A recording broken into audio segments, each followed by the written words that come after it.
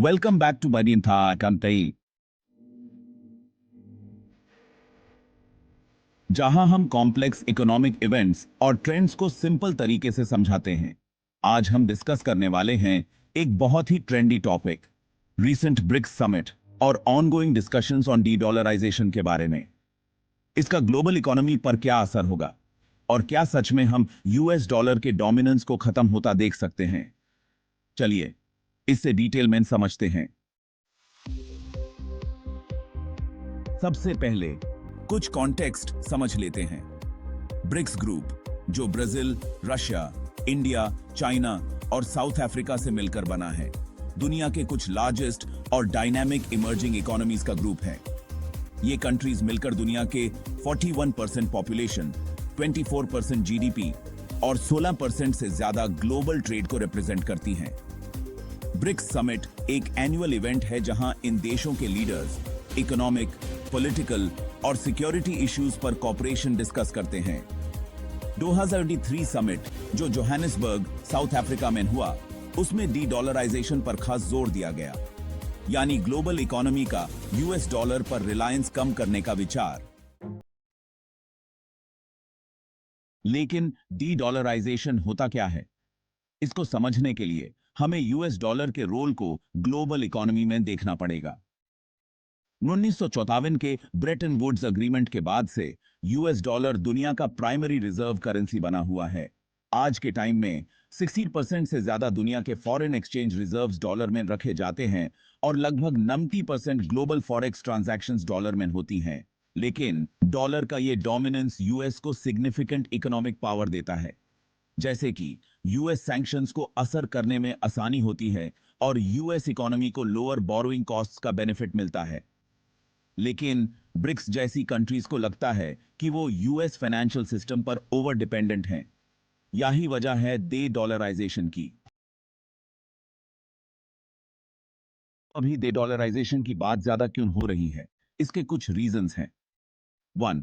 Geopolitical tensions. US China tensions के बढ़ने और रशिया पर सैंक्शंस के बाद ब्रिक्स कंट्रीज अपने आप को यूएस इकोनॉमिक इन्फ्लुएंस से दूर रखना चाहते हैं। 2. Economic diversification. ये देश अपनी इकोनॉमीज को डाइवर्सिफाई करना चाहते हैं और एक सिंगल करेंसी पर रिलायंस कम करना चाहते हैं, जो कि रिस्की हो सकती है, स्पेशली जब डॉलर वॉलेटाइल हो। 3. Strategic autonomy. डी डॉलराइजेशन को अपनी स्ट्रेटेजिक ऑटोनॉमी बढ़ाने का एक तरीका माना जा रहा है, जिससे इनका इकोनॉमिक इंडिपेंडेंस बढ़ सके। आप बात करते हैं इन ऑल्टरनेटिव्स की। ब्रिक्स समिट में कुछ पोटेंशियल रिजर्व करेंसीज डिस्कस हुई हैं जो डॉलर के डोमिनेंस को चैलेंज कर सकती हैं। पहला ऑप्शन है द चाइनीज युआन। चाइना, जो ब्रिक्स का लार्जेस्ट इकोनॉमी है, युआन को ग्लोबल ट्रेड में बड़ा रोल देना चाहता है। युआन ऑलरेडी कुछ इंटरनेशनल ट्रांजैक्शंस में यूज हो रहा है, specially belt and road initiative के अंडर। लेकिन अभी तक युआन सिर्फ 3% ग्लोबल रिजर्व्स में ही है, जो कि डॉलर से काफी पीछे है। दूसरा ऑप्शन है अ ब्रिक्स कॉमन करेंसी। एक नए करेंसी के क्रिएशन की बात भी हुई जो स्पेसिफिकली ब्रिक्स ट्रेड के लिए यूज हो। ये आइडिया अभी इनिशियल स्टेज में है, लेकिन अगर ये सक्सेसफुली इंप्लीमेंट होता है तो ये गेम चेंजर हो सकता है। लेकिन बीबी तरीकी की जैसे एक नए करेंसी को इंटरनेशनल ट्रस्ट और स्टेबिलिटी देना एक बड़ा चैलेंज होगा। और तीसरा ऑप्शन है गोल्ड और डिजिटल करेंसीज। कुछ ब्रिक्स नेशंस गोल्ड या डिजिटल करेंसीज का यूज एक्सप्लोर कर रहे हैं अपने फाइनेंशियल सिस्टम्स को बैक करने के लिए। रशिया और चाइना, फॉर एग्जांपल, अपने गोल्ड रिजर्व्स बढ़ा रहे हैं, जो डॉलर के वॉलेटिलिटी के अगेंस्ट एक हेज हो सकता है। सेगमेंट 5, डी डॉलराइजेशन के चैलेंजेस। लेकिन डी डॉलराइजेशन कहना जितना आसान है, उतना करना नहीं है। कुछ की चैलेंजेस हैं। 1. Global trust. यूएस डॉलर का डेकेड्स से ग्लोबल फाइनेंस का बैकबोन रहा है। किसी और करेंसी या नए ब्रिक्स करेंसी में वैसे भी ट्रस्ट को बिल्ड करना टाइम लेगा और इकोनॉमिक स्टेबिलिटी भी चाहिए होगी। 2.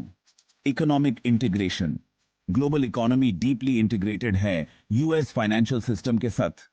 इसको अनटैंगल करना काफी बड़ा चेंज होगा ग्लोबल ट्रेड और फाइनेंस में। 3. Market liquidity. डॉलर की लिक्विडिटी अनमैच्ड है. कोई और करेंसी अगर इसको रिप्लेस करे तो उसको वाइडली अवेलेबल और एक्सेप्टेड होना पड़ेगा, जो कि आसान नहीं है. दैनियल. सेगमेंट 6. ग्लोबल फाइनेंस का फ्यूचर. तो फ्यूचर क्या होल्ड करता है? जब तक US dollar as the world's primary reserve currency के रूप में है, तब तक ये लाइकली है कि इसका डोमिनेंस बनेगा रहेगा. लेकिन ब्रिक्स समिट में हुई डिस्कशन सिग्नल कर रही हैं एक shift towards a more multipolar world in terms of global finance.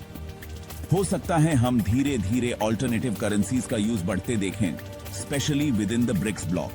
लेकिन अभी के लिए डॉलर का डोमिनेंस फर्मली इन प्लेस है, सपोर्टेड बाय यूएस इकोनॉमी की शेयर साइज, मिलिट्री पावर और फाइनेंशियल इंस्टीट्यूशंस में deep trust.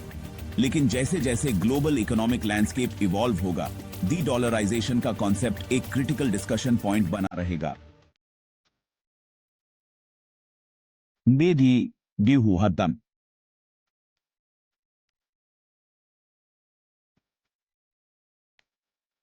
Impact on India.